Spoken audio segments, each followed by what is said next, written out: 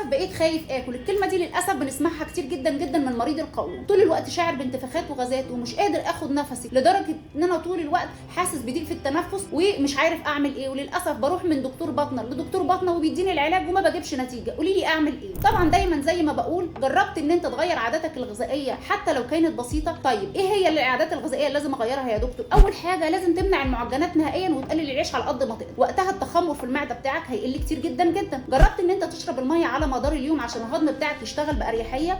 جربت تقلل المعلبات اللي طول الوقت عمالين ناخدها ديت؟ جربت ان انت تقلل الاسترس والضغط النفسي اللي انت طول النهار حاطط نفسك فيه؟ طبعا دي من اهم الحاجات اللي بتاثر سلبيا على القولون. جربت ان انت تمضغ الاكل بتاعك كويس؟ جربت ان انت تشرب السوائل الشفافه بتاعتك على مدار اليوم واهمهم مشروب الشمر بعد كل وجبه؟ جرب الحاجات دي كلها، لانه انا عاده بيبقى ردي الوحيد عليك خد دوائك من غذائك. بعد ما بتبتدي ان انت تغير العادات الغذائيه دي بتلاقي الموضوع اختلف معاك تماما، ووقتها هتجيب اللوم مش على دكتور الباطنه، اللوم عليك انت. ودمتم بالف خير ودمتم اصحاء.